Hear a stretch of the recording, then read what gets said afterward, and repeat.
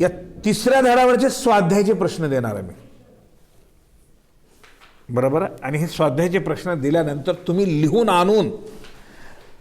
आणून मला दाखवणं आणि माझ्याकडून तपासून घेणं आवश्यक आहे.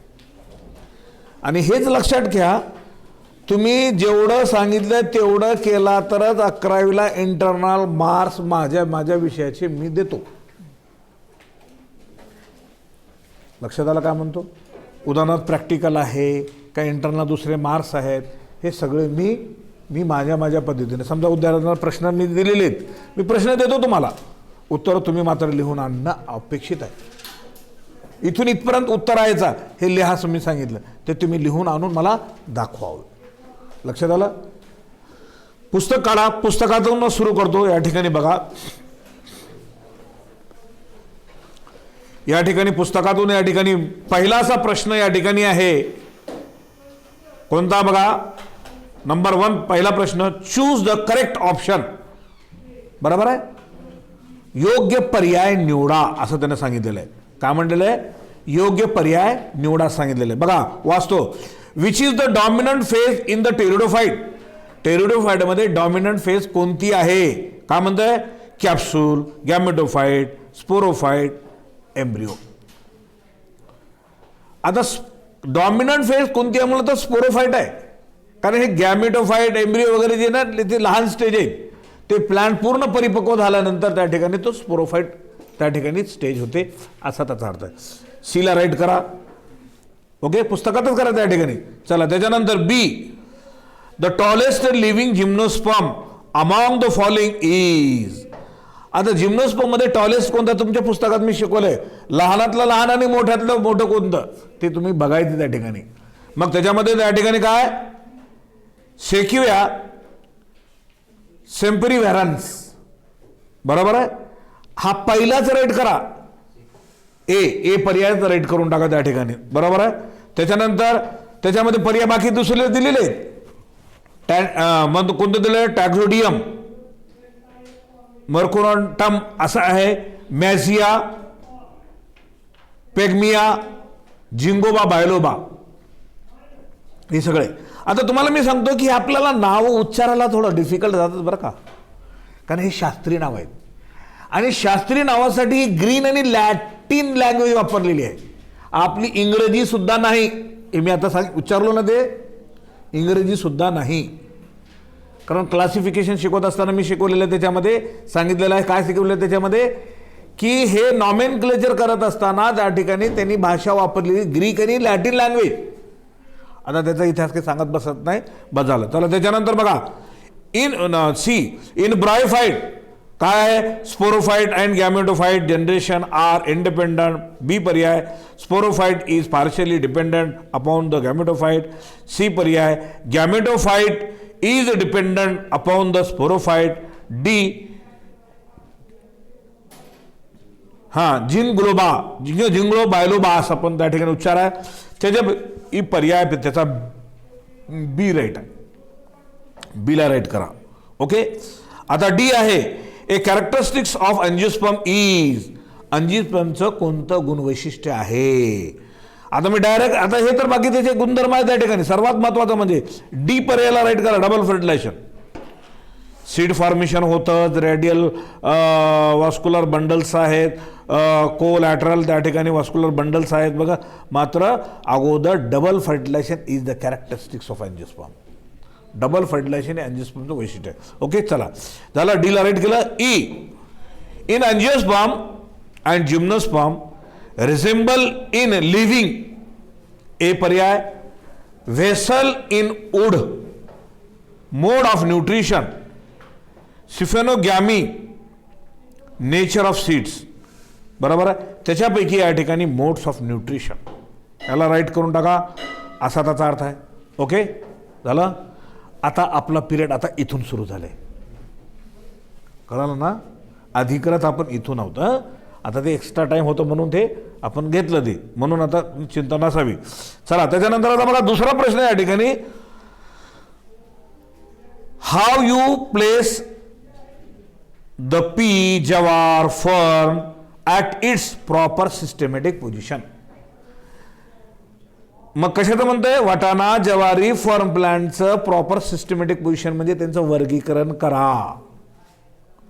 वर्गीकरण म्हणजे त्याचं क्लासिफिकेशन ज्याला आपण म्हणतो ते म्हणतंय. बरोबर आहे. Draw the flow of chart with example. Flow of chart with example. Chart जे आहे ना ते दाखवा कशा पद्धतीने ते विथ एक्झाम्पल देऊन ते असं म्हणतंय.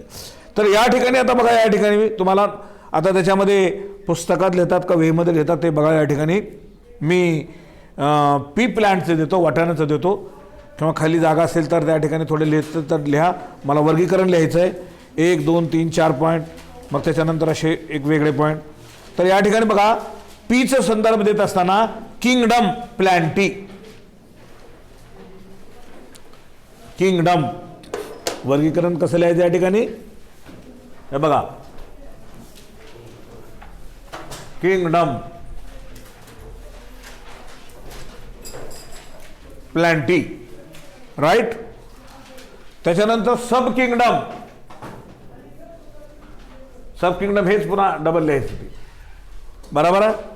सब किंगडम काय या ठिकाणी, फॅनिरोगॅमी.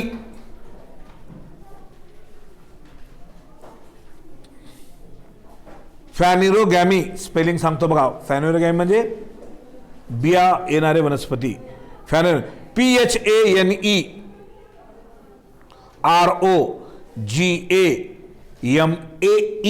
फॅनिरोगॅमी,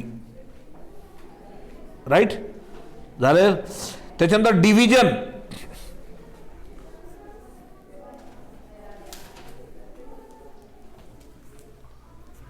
हा, याच्या पुढे डिव्हिजन. डिव्हिजन काय येणार या ठिकाणी, अँजिओस्पर्म. हे फुलं येणारा वनस्पती आहे. कोण, वाटाणा. आता पुढे येते ते डिव्हिजन अँजिओस्पर्म. अँजिओस्पर्मची स्पेलिंग बघा, ANGIOSPERM, अँजिओस्पर्म, राईट. चला, त्याच्यानंतर आता बघा क्लास.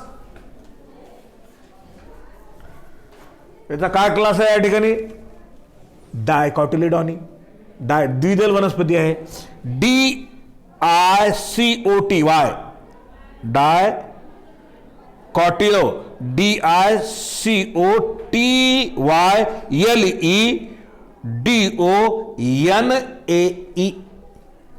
डायकॉटिलिडॉनी. बरोबर, लक्षात आलं.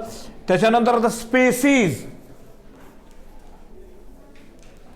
स्पेसीज म्हणजे नेमकी कोणती जात आहे, कोण आहे बघा या ठिकाणी. P plant, PEA, P plant. P plant लक्षात आलं. पी किंवा पी म्हटलं चालतं. पी प्लांट मध्ये पी कोणाला म्हणतात, वाटाण्याचं झाड. वाटाणा माहिती आहे ना ते बी. हां, तेच ते. चला, आता त्यांना हे जे क्लासिफिकेशन द्या म्हणलंय आपण, ह्याच्यापैकी आता कोणाचं दिलं, वाटाणं दिलं. आता जवारचं लिहा. जवार, सिस्टमॅटिक पोझिशन ऑफ जवारचं असंच लिहा या ठिकाणी. Kingdom plenty.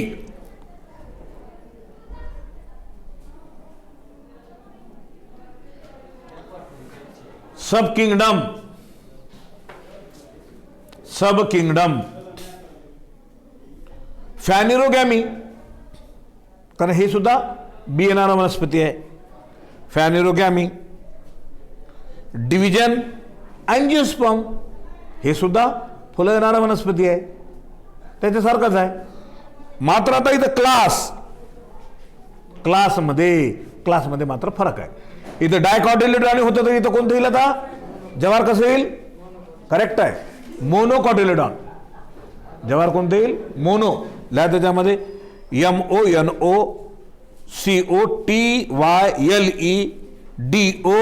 MONOCOTYLEDONAE, मोनोकॉटिलिडॉनी. पटलंय तुम्हाला. त्याच्यानंतर आता स्पेसीज काय येईल आता, स्पेसीज काय, जवार. बरोबर, लिहा तिथं जवार. जवारची स्पेलिंग JOWAR, जवार. झालं. आता त्याच्यानंतर फॉर्मचं या ठिकाणी क्लासिफिकेशन म्हणतंय. फॉर्म प्लांटचं. हा, फॉर्म प्लांट. फॉर्म म्हणजे नेच्याचं झाड, राईट. हां, त्याच्यामध्ये बघा किंगडम प्लॅन्टी, किंगडम प्लॅन्टी.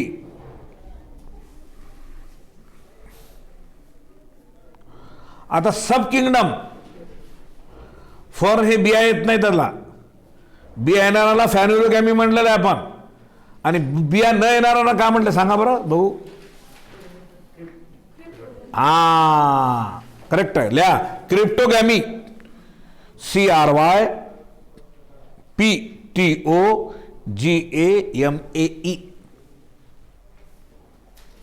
क्रिप्टोगॅमी. झाला. डिव्हिजन, डिव्हिजन अगोदरचं का अँजिओस्पर्म म्हणलं होतं, पण हे अँजिओस्पर्म नाही. कशामध्ये करेक्ट आहे, कोणता आहे, टेरिडोफाइट. करेक्ट, शाबाश. टेरिडोफाइट, पी पासून सुरू करा, PTERIO, सॉरी हा एक मिनिट, PTERIDO असं करा, टेरिडोफाइट, PHYTE, टेरिडोफाइट. झाला. Class Pteropsida, PTEROPSIDA.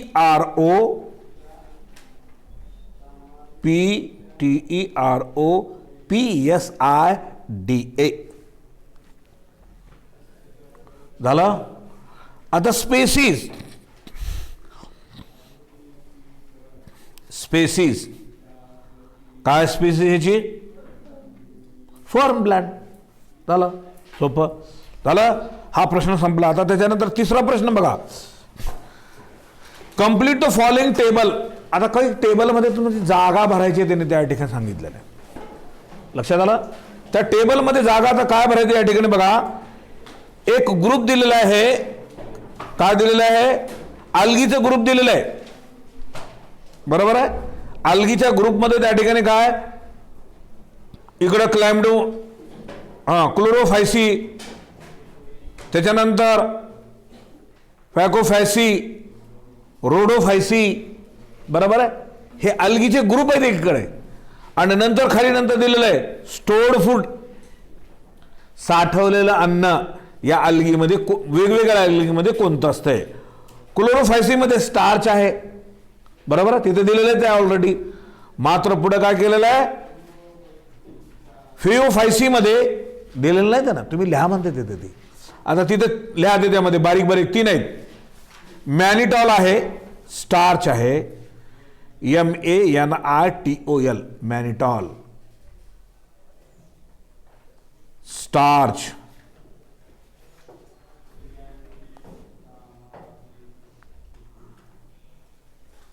त्याच्यानंतर लॅमिनॅरियानी आहे, ते सुद्धा आहे, मात्र ते नको राहू दे, दोनच बस झालं ते, कारण जागाच नाही तिथं. त्याच्यानंतर रोडोफायसीमध्ये फूड मटेरियल बघा या ठिकाणी, त्याच्यामध्ये काय लिहायचं त्या ठिकाणी, फ्लोरिडीन आणि स्टार्च. फ्लोरिडीनची स्पेलिंग बघा, FLORIDEAN, फ्लोरिडीन, राईट. झाला. त्याच्यानंतर आता बघा पुढे हा एक संपला त्या ठिकाणी. नंतर आता सेल वॉल, सेल वॉल कशी आहे या ठिकाणी त्यांना सांगितलेलं आहे. सेल वॉल क्लोरोफायसीमध्ये सेल्युलोज आहे, CELLULOSE, सेल्युलोज, सेल्युलोजनी बनलेली. नंतर तिकडे बघा फिओफायसीमध्ये त्या ठिकाणी cellulose and algin, cellulose and algin, सेल्युलोजची स्पेलिंग दिली अल्गिन, ALGIN, अल्गिन. रोडोफायसीमध्ये बघा दोन तीन नावं आहेत त्या ठिकाणी, ती जागा त्याच्यात बारीक लिहा. त्याच्यामध्ये cellulose comma pectin, cellulose spelling तिथं सांगितलेली दिलेली आहे, pectin, PECTIN, pectin, PECTIN, pectin, and other carbohydrates. त्याच्यातच लिहा बारीक, अदर कार्बोहायड्रेट, दुसरे कार्बोहायड्रेट सुद्धा. झाला. त्याच्यानंतर आता बघा याच्यामध्ये मेजर पिगमेंट्स. आता मेजर पिगमेंट म्हणजे मुख्य पिगमेंट म्हणजे ते कलर. आता आपल्याला माहित आहे हिरव्या कलरमध्ये कितीतरी वेगवेगळे असतात. गडद हिरवा, डार्क हिरवा, फिक्का हिरवा, बरोबर आहे. तुम्ही जर कपड्यांच्या शेडमध्ये तुम्ही जाऊन बघता बघा त्या ठिकाणी लेडीज वगैरे शेडसाठी ती बरोबर मॅचिंग याच्यासाठी जातात. ते हिरव्यामध्येच कितीतरी प्रकारचे हिरवे असतात. त्याला म्हणतात पिगमेंट. हिरवच आहे मात्र त्याच्यामध्ये असणारं पिगमेंट. चला त्याच्यामध्ये बघा या ठिकाणी मेजर पिगमेंट याच्यातलं त्या ठिकाणी क्लोरोफायसीमध्ये chlorophyll A and chlorophyll B. आता क्लोरोफिल ए असं शॉर्टमध्ये लिहिलं तरी चालतंय. Chlorophyll A B, chlorophyll A and chlorophyll बी.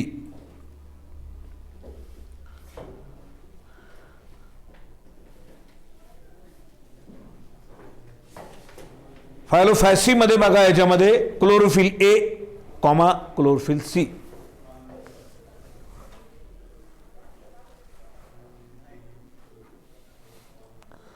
आणि इकडं याच्यामध्ये लिहा रोडोफायसीमध्ये क्लोरोफिल ए,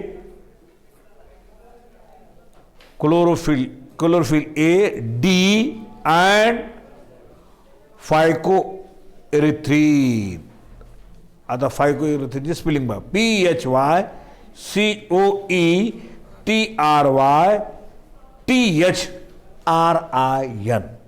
झालं. हा धडा म्हणजे हा टेबल संपला. आता प्रश्न आता नंतर आहे. चौथा प्रश्न आहे बघा याच्यामध्ये. चौथा प्रश्न या ठिकाणी बघा डिफरन्स बिटवीन मोनोकॉटिलेडॉन किंवा dicotyledon and monocotyledon based on the following character. खालील दिलेल्या कॅरेक्टरनुसार त्या ठिकाणी त्यांचं त्या ठिकाणी तुलनात्मक करा असं म्हणतंय. तर आपण या ठिकाणी काय करायचं या ठिकाणी याच्यामध्ये हे टाईप दिले असतील त्या ठिकाणी तर तुम्हाला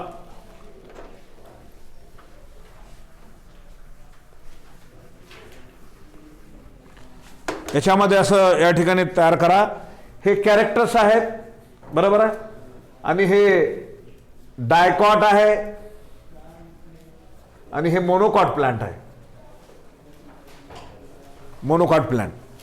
आता ह्याच्यातलं पहिलं कॅरेक्टर त्याच्यामध्ये दिलेलं बघा याच्यामध्ये टाइप्स ऑफ रूट. मुळा कशा आहेत. डायकॉटमध्ये कसं आहे टॅपरूट सिस्टीम करा तिथंच लिहा. पुस्तकात लिहा बरं कारण तुम्हाला अभ्यासाला सोपं जाईल. जे ते पुस्तकात मावणार नाही ते वहीमध्ये लिहून नंतर ते पान सुद्धा कट करून त्या पुस्तकाचं तिथंच ठेवा बाद पुन्हा कट करून. कारण ते पुस्तक इकडं आणि वही इकडं आपली जाते ताळमेळ कधीच लागत नाही. त्याच्यामुळं आपण दिलं घरात फेकून तर ते इकडं राहतं आणि हे नाही इकडं राहते. ती पुस्तकाने वही कधीच ते ताळमेळ लागत नाही त्याचा बरोबर आहे. तर तिथं त्या ठिकाणी डायकॉट म्हणून त्या ठिकाणी लिहा. डायकॉटमध्ये हे नंबर 1 काय या ठिकाणी सांगितलं टाइप्स ऑफ रूट.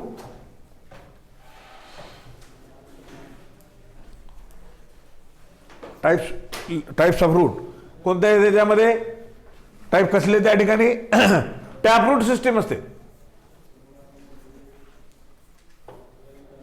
लक्षात आलं का म्हणतो. टॅपरूट म्हणजे मुळा उपमुळा वगैरे येतात ना ते. मान्य हे तुम्हाला. त्याच्यानंतर टॅपरूटच्या नंतर पुढे याच्यामध्ये नंतर मोनोकॉटमध्ये ॲडव्हेंटिशियस रूट कसली त्या ठिकाणी ॲडव्हेंटिशियस ADVENTIOUS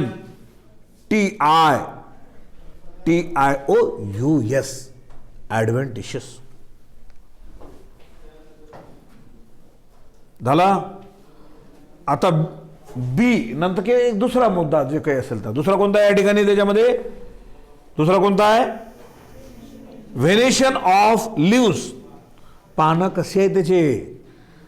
डायकॉटमध्ये रेटिक्युलेट आहेत. रेटिक्युलेट म्हणजे जाळ्यासारखे जाळी असते ना ती तशी स्पेलिंग रेटिक्युलेटची RETICULATE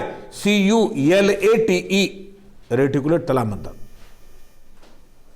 आणि मोनोकॉटमध्ये काय लिहायचं त्या ठिकाणी कसले पान असतात व्हेनेशन त्याचे पानामध्ये पॅरलल व्हेनेशन. आता पॅरलल व्हेनेशनचा अर्थ तुम्हाला सांगतो बघा. आता हे बघा हे पान आहे हे ज्वारीचं पान बरोबर आहे का नाही. बघा ज्वारीचं ह्याचे व्हेन्स कसे असतात असे असतात हे असे मोठे मिडरीम मध्ये असते. आणि दुसरं जर रेटिक्युलेट मध्ये कसं असतं त्या ठिकाणी हे जाळ्या असल्यासारखे ते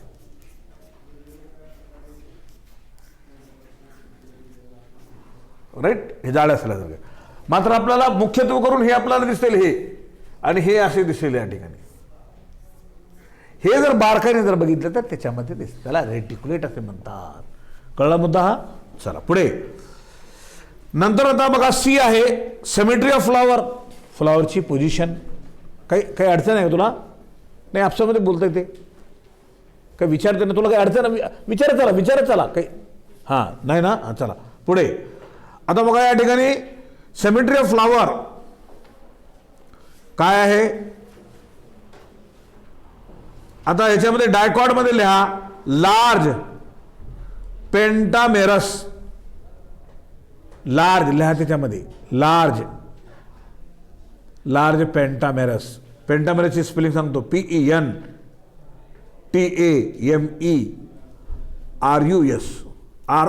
करा, ROUS. पेंटामेरस म्हणजे 5 पाकळ्या असलेले, बरोबर. फुलामध्ये पाकळ्या असतात बघा, ते बघा. त्याच्यानंतर याच्यामध्ये बघा मोनोकॉटमध्ये स्मॉल ट्रायमेरस. स्मॉल म्हणजे खूप छोटे. ट्रायमेरस, TRIMEROUS, ट्रायमेरस. झालंय. हा प्रश्न या ठिकाणी तुमचा इथे संपला. कोणता संपला? चौथा प्रश्न संपलाय बघा, बरोबर आहे. आता 5वा प्रश्न इथे तुमचा आहे, तो लॉजिकचा आहे. तुमच्या पुस्तकात सुद्धा मिळत नाही त्याचं उत्तर. कळालं तुम्हाला मी का म्हणतो? तो प्रश्न कसा आहे या ठिकाणी? लॉजिकचा आहे. आता लॉजिकचा तुम्हाला अर्थ कळाला का? लॉजिक कशाला म्हणतात त्या ठिकाणी? ते लॉजिक म्हणजे तर्क आपल्याला त्याच्यातून काढायचे. ते काही बऱ्याच गोष्टी अशा असतात की मी तुम्हाला सांगितले की रस्त्याने जात असताना एका कडेनं जायला पाहिजे, बरोबर आहे. आपण जात असताना आपण इकडून चाललो आपण, तर त्या ठिकाणी आपण या बाजूने जाणे, बरोबर. आपल्या डाव्या हाताने जाणे. आलं लक्षात? असं मी इकडचं सांगितलं. आता लॉजिक इकडे जायचं असेल तर कसं करावं लागेल? तोच फॉर्म्युला वापरावा लागेल ना, बरोबर आहे का? म्हणजे तुम्ही असं टर्न झाल्यानंतर त्या ठिकाणी तर असे नाही तर तुम्ही म्हटलं सर तुम्ही इकडं जायचं सांगितलं, इकडं नाही सांगितलं, बरोबर आहे की क्या ऐसा जाना की देखो मालूम नाही हमको. तर हे सगळ्या गोष्टी सांगायच्या नसतात. काही काही लॉजिकवरचे प्रश्न तुम्हाला त्या ठिकाणी सोडवता यायला पाहिजे. ओके. तर त्याच्यामध्ये बघा या ठिकाणी पहिला असा आहे की याच्यामध्ये असं त्यानं सांगितलेलं या ठिकाणी, याच्यामध्ये असं सांगतं त्या ठिकाणी वी ऑब्झर्व. काय म्हणतंय? 5वा प्रश्न आहे आन्सर द फॉलोइंग क्वेश्चन. खालील प्रश्नांची उत्तरे द्या. काय म्हणतं या ठिकाणी? खालील प्रश्नांची उत्तरे द्या असं त्याने या ठिकाणी सांगितलेलं आहे आपल्याला. तर आपल्याला हे उत्तरं देत असताना आपल्याला काय करावं लागेल? तर ते आपल्याला उत्तर या ठिकाणी बघा. मी या ठिकाणी लॉजिकचे प्रश्न या ठिकाणी तुम्हाला देतो. We observe that land become barren. आपण ऑब्झर्व असं केलं की जमीन ते कशी झालेली आहे? बारीन झाली. बारीन म्हणजे नापीक. अर्थ लिहून घेत चला. दगडे धोंडे बसल्यासारखं निवांत बसू नका, नाहीतर झोप येते बरं. हां, आलं का लक्षात? सर गाणं गायल्यासारखं वाटतंय मस्त, हां चलते सर आपलं. हे असं नाही. तुम्हाला इथे सावधानता जर बाळगायची असेल, तुम्हाला एकाग्रता तुमची टिकून ठेवायची असेल, लक्षात घ्या मी का म्हणतो. तुमचं मन इथे टिकून ठेवायचं असेल तर मन राहत नाही, मन भरकटत असते. मन वढाय वढाय उभ्या पिकातलं ढोरं, किती हाकाला हाकाला फिरतं येतं पिकावर. हे बहिणाबाई चौधरींची ही कविता आहे. मन हे भरकटत जाते. मला माहिती आहे तुम्ही असं टक लावून बघू लागला मला घरून. मला वाटतं बापू किती लेकरं, किती उत्साह, मला म्हणजे किती लक्ष आहे त्यांचं. असं बघत बघतच जाते मन दुसरीकडे. गेलं घरी, कोण येऊ लागलेत पाहुणे, मग कुठं जायचं आहे? कुठंतरी लग्न आहे, कार्यक्रम, मग काय करायचं? कपडे फिपडे नवीन, आणखीन काय काय, हातात मेहंदी, ही ती सगळी पोरीवांना सगळं आठवते. पोरांना काय, मला बॅट घ्यायची आहे, क्रिकेट खेळायचं आहे, नाही आलं तरी हरकत नाही खेळायला, बरोबर आहे का? मात्र घ्यायचंच आहे. मग त्याच्यामध्ये आता ते काही जास्त सांगत नाही. बस झालं, एवढं समजून घेतलं बस झालं. नाही तर ह्याच्यामध्ये सर सांगा अजून चल द्या, लई बरं वाटलेलं म्हणता तुम्ही. हां, तर हे मग ही जर मन जर मनाची एकाग्रता, मी किती जरी म्हटलं माझ्याकडे लक्ष द्या रे, माझ्याकडे लक्ष द्या, मी रागवले तेवढं पुरतं, हां सर, हां ओके, मग परत असं. आता ही माझी म्हणायची वेळ आहे येऊ नये अशी काय करायची टेक्निक म्हणलं तर माझंच नाही, कोणतंही सरांचं पिरियड असेल, शिकवत असताना त्यांनी बोलत असलेले जे शब्द असतात ते टिपून घ्यायचे वहीमध्ये म्हणा. आता मी तर पुस्तक देतो, पुस्तकात टिपायचं. काही लोक त्या ठिकाणी वहीमध्ये म्हणतात, तुम्ही जसं म्हणतात ते टिपून घेणार. आणि तो विषय सोपा नंतर जातो, घरी गेल्यानंतर वाचन केल्यानंतर आपल्याला कळायला लागतं. नाही तर 100 बके एक लिखे असं म्हणतात, ते खरं आहे. कित्येक वेळेस मी बघला, तर मी ऑनलाईन सुद्धा घेऊन आला हो, ऑफलाईन घेत 100 बके एकदा बघल्यानंतर काय नंतर येणार आहे का? मग ह्याचं रेकॉर्ड करून तुमच्या व्हॉट्सअपवर टाकू लागला. मला डबल मेहनत करावं लागेल. लक्षात आलं का? झालं. जे काही गैरहजर असतील म्हणा किंवा एखाद्या जणांना नाही समजलं, डबल बघता आलं तर बघतील ते. ह्या लॉकडाऊनमध्ये आपल्याला शिकायला मिळालं, हे वैशिष्ट्य आहे. असं कधीच अगोदर आम्ही सुद्धा केलं नाही. मोबाईलचा कधी वापर केला नाही, मोबाईलचं रेकॉर्डिंग केलं नाही, कधी शिकवलं नाही, काय नाही. बकले आणि निघून गेले म्हणल्यासारखं शिक्षकाने, प्राध्यापक आमच्यासारखे विषय मिटला. पण आता काय वाटते, काय हरकत नाही, एखादं रेकॉर्डिंग करून जर आपण जर यूट्यूबवर टाकलं, व्हॉट्सअपवर त्याची लिंक टाकली, तर निदान लेकरांना जर समजा पिरियड नाही समजला, शब्दांना काही विचारता आलं नाही, हे उर्दूच्या लेकरांना म्हणतो विचारताला विचारत नाही, एखादं त्यांना बघा वाटलं, डबल जर बघितलं तर काय वाईट आहे त्यांचं. बरोबर आहे का? तुम्हालाही काही इथं त्या ठिकाणी काही आर्टिकल नाही कळाले, बघितले तर बघितले, नाही तर सगळे बघायचं तयारी ठेवू नका. जे अवघड चालले ते डबल बघा. नाही तर सर्रास म्हणलं तर हे एवढा तास आता दिलं, आणखीन तेवढं तास घरी द्यावं लागतं तुम्हाला. मग अभ्यास कधी करणार? हे समजून घेण्यासाठी आहे सगळं नियोजन. लक्षात आलं का म्हणतो? हे कशासाठी आहे? समजून घेण्यासाठी. चला, मी म्हणत होतो या ठिकाणी बघा, we observe that land become barren. आपण निरीक्षण केल्यानंतर जमीन नापीक झालेली आहे, बघितलं झालेली आहे. Soon after monsoon. मान्सून म्हणजे रेनी सीझन आल्यानंतर सुद्धा, मान्सून आल्यानंतर सुद्धा असा त्याचा अर्थ आहे आफ्टर मध्ये. हाँ, नापीक. बहुत अच्छी बात है, ऐसा सबने पूछा. नापीक बोलो तो ये तो उर्दू की लफ्ज है तुझी. हाँ, बहुत आसान है तो कोई. चलो अच्छा है, वेलकम है पूछने वाले. अभी हिंदी का उर्दू का ही अल्फाज है पीक, नापीक. बरोबर आहे. आणि मग काही काही शब्द मराठी येतात आणि उर्दूमध्ये कधी येतात, खूप पॅरल असतात. आता बरोबर आहे, जमीन नापीक आहे, पिकलंच नाही. मराठीमध्ये तर खरं तर पिकलंच नाही आपण म्हणतो, नापीक त्याला. आलं लक्षात? ये ऐसा पूछते चलो, अच्छी बात है. आणि वेलकम, मी जे विचारतात ना त्यांचं मी वेलकम करतो. भलं तुम्हाला न विचारता येतं, मी तर काय म्हणतो तुम्हाला अजून विचारता सुद्धा येत नाही कधी कधी. कसं विचारा की बाबा, काय विचारा की उगं सर रागवले तर आपलं तर काही जमत नाही, उगं विचारून फजिती होईल आपल्याला. मी तरीसुद्धा त्यांचं मनोधैर्य वाढवतो. का वाढवतो? आता तरी त्यांना विचारता नाही आलं, नंतर ही सवय लागते, नंतर विचारण्याची सवय लागते आणि ते विचारत त्याच्या विचारामध्ये नंतर सुधारणा होते. कोणीही जन्मलेला जन्मताच हुशार राहत नाही. लक्षात आलं काय म्हणतो? मात्र प्रयत्नवादी असावा, हा त्या पाठीमागचा भूमिका आहे. ओके, चला, मी काय या ठिकाणी म्हणत होतो बघा. We observe that the land become barren soon after the monsoon, but in the next monsoon it flourish again with varieties we observe in season earlier. How you think it take place? आता समजा आता नापीक झालेले हे मान्य आहे. आता नंतर जर आलं तर खूप जोमानं पीक येते. का? त्याची कारण ते तुम्ही द्या म्हणता ते. बरोबर आहे का नाही? नापीक आलं, पाऊसच पडला नाही तर कसं पीक येलो? बरोबर आहे का? पाऊसच पिकलं नाही, बरोबर येणार. साध्या गोष्टी सांगतो. आता त्या पुस्तकामध्ये आणखी वेगवेगळ्या पद्धतीने असेल. लॉजिक म्हणजे काय की आपल्याला जे सुचतं त्या दृष्टिकोनातून. पाऊस पडला, न पडल्यामुळे दुष्काळ निर्माण झाला होता. शेतीची मशागत न केल्यामुळे पीक आलं नव्हतं. शेतात खतच टाकलं नाही म्हणून शेत व्यवस्थित आलं नाही. बरोबर आहे. शेतात उगवलं परंतु जनावरांनी खाऊन पार करून टाकले, आम्ही झोपलेलो होतो. बरोबर आहे का? असं होते की नाही? होते का? हां, बरेच कसं असतंय, गडी तर काय करते माहिती आहे का, मालक येण्याच्या अगोदरच त्यानं खाऊन पिऊन दशम्या वगैरे बांधून वगैरे पद्धतशीर आणते मालकाकडून आणि आणून पद्धतशीर जेवते. आणि त्याला जर कळालं हे मालक जे आहे ना नोकरदार आहे, त्याची ड्युटी असते, आता तर येऊ शकत नाही, आमच्यासारखा कोणी जर असला तर. बरोबर आहे का? आणि त्यांना पद्धतशीर काय करते, मालक येत नाही, आलं तरी हो का मालक जमत नाही म्हणायचं, काही नाही, मालकला जमतं. मग मालक नोकर होऊन गेले, नोकर मालक होऊन जाते.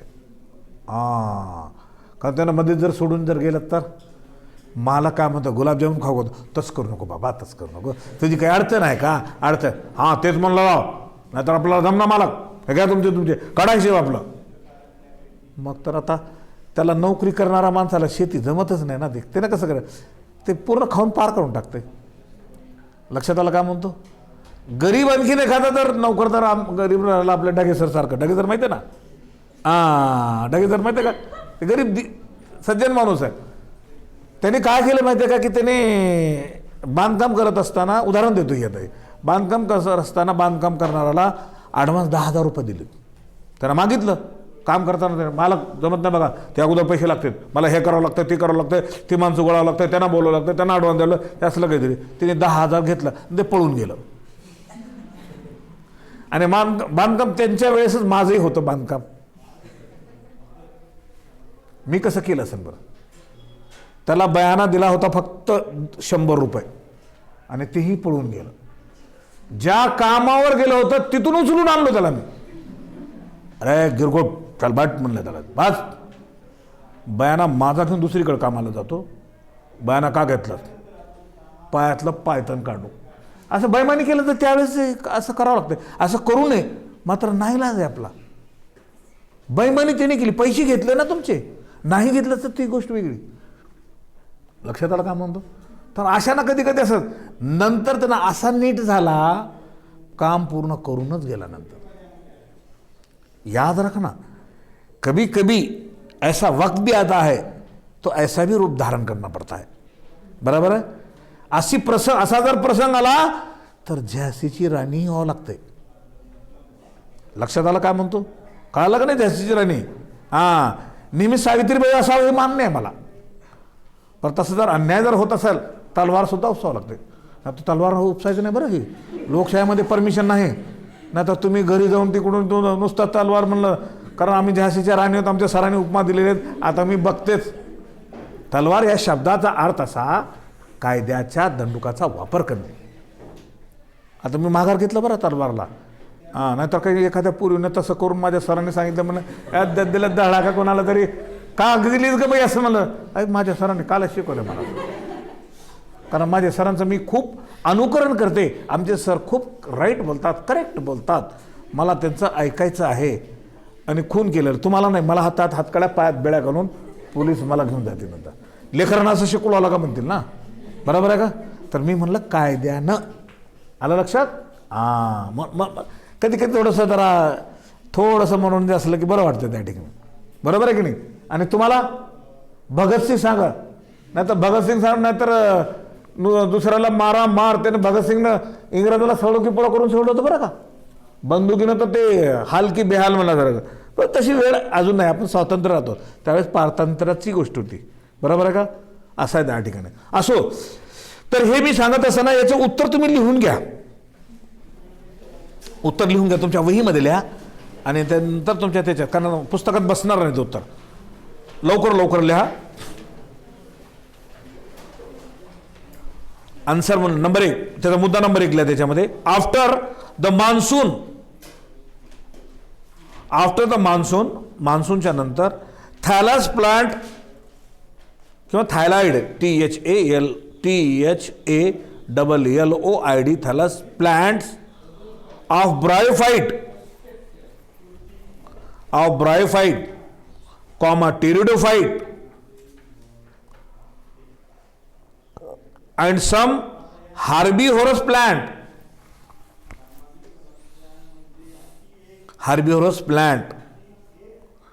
ते कोणते, ग्रासेस, गवतासारखे, बिकम ड्राय, हे कोरडे होऊन जातात ना, बरोबर आहे का.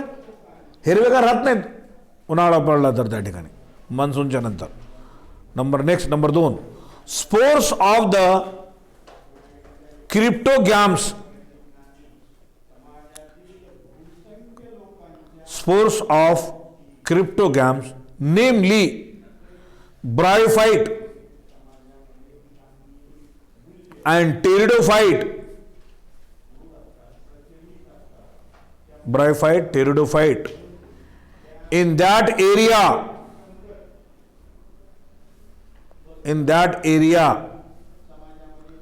which germinate म्हणजे उगवणे, in next monsoon. ड्राय झाले तरी त्याचे जे काही स्पोर्स असतील तर ते जमिनीमध्ये मध्ये घुसतात, बरं शिरतात, नंतर मान्सून पाणी पडलं की परत उगवतात, असा त्याचा अर्थ आहे. Number 3 point, small herbivorous plant, small herbaceous plant असल्या, स्मॉल हर्बिसियस हर्बिसियसची spelling HERBACEOUS, small herbaceous plants and grasses produce seeds. बघा हे हर्बिसियस प्लांट काय करतात, बिया तयार करतात. फुल stop. The seeds germinate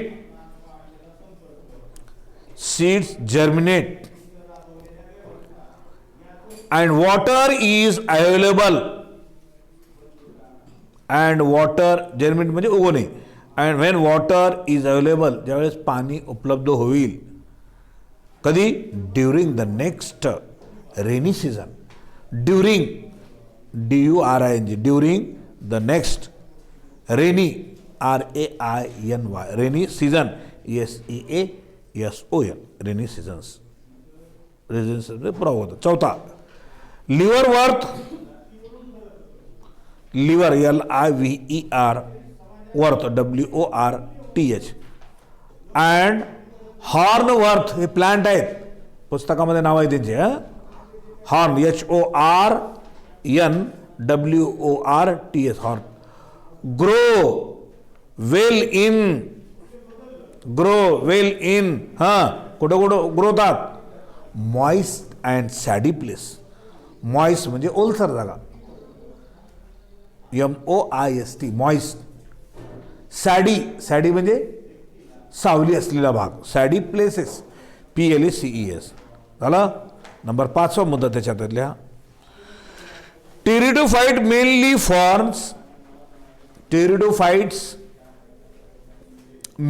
fern also grow along with erect ERECT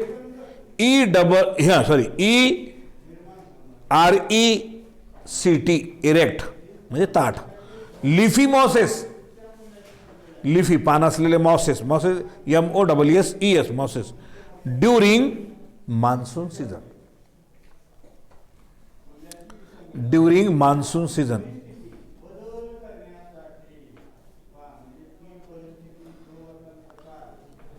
6 point, bryophyte appear first. Bryophyte उगवतात पहिल्या प्रथम.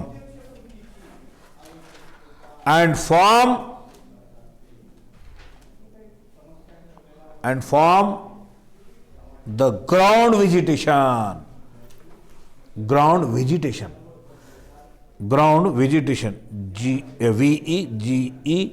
VEGETATION vegetation झालं. चला आता त्याच्यानंतरचा नेक्स्ट प्रश्न आहे, कोणता आहे, fern is a vascular plant. बरोबर, फर्न हे व्हास्क्युलर प्लांट आहे, yet it is not considered a phanerogamae. Why, मात्र त्याला फिनोरोगॅमी का म्हणत नाहीत, लिहा त्याच्यामध्ये वाटलं असतं ते.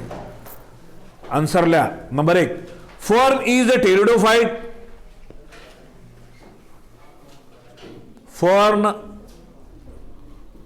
Fern is a pteridophyte.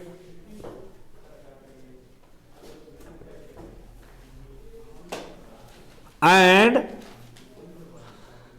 pteridophyte are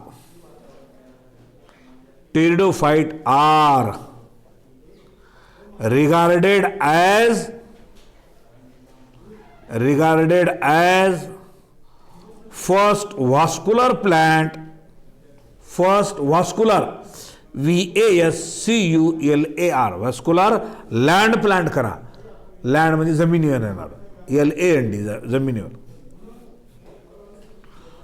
full stop. Next point त्याच्यातलं, दीज प्लांट्स हॅव, हे प्लांट आहेत कसे आहेत, primitive. These plants have primitive conducting system, primitive conducting system of xylem and phloem, of xylem, ZYLEM, phloem, PHLOEM, phloem. Number तिसरा point त्याच्यामध्ये, pteridophyte are vascular cryptogams. Pteridophyte are vascular cryptogams which produce spores, they do not produce flower and seed. They do not produce flowers and seed. फुलं आणि बिया येत नाहीत. बरोबर. चौथा, Phanerogames are plant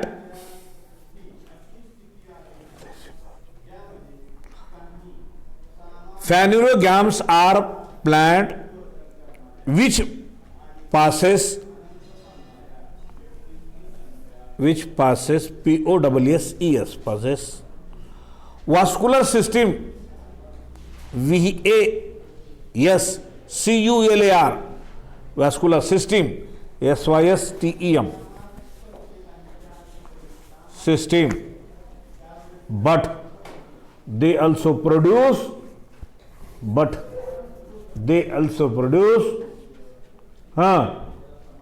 flower and seeds.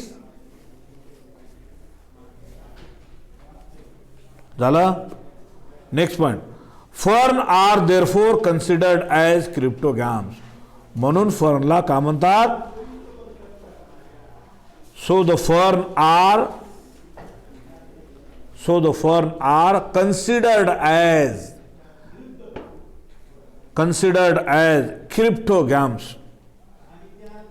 म्हणून फर्नला क्रिप्टोगॅम म्हणतात. झाला. त्याच्यानंतर आता पुढे बघा, कोणता आता, सी प्रश्न आहे. बरोबर आहे ना. हां, सी काय म्हणतो प्रश्न या ठिकाणी बघा. सी असं या ठिकाणी, क्लॅमिडोमोनास आर मायक्रोस्कोपिक. क्लॅमिडोमोनास हे शेवाळाचं एक ग्रुपचं नाव आहे. तो खूप बारीक आहे, मायक्रोस्कोपिक आहे. Whereas sargassum is macroscopic. बघा लक्षात घ्या, मायक्रोस्कोपिक आणि मॅक्रोस्कोपिक म्हणताय. मायक्रो म्हणजे एवढं छोटं की डोळ्याला दिसणार नाही. Both are algae which character of this plant include them in one group. वेळ संपलेली आहे का? एक मिनिट मी सरांना विचारतो जरा. सर जी, क्या सर पीरियड होगा टाइम? नहीं, खत्म होगा. हाँ मारते बरोबर छोड़. ओके बिलकुल काय हरकत नाही. तर मला असं वाटतं की इथे आपण थांबूया. आता बेल वाजणार आहे म्हणे. हा का वाजली. नेक काम में देरी का है.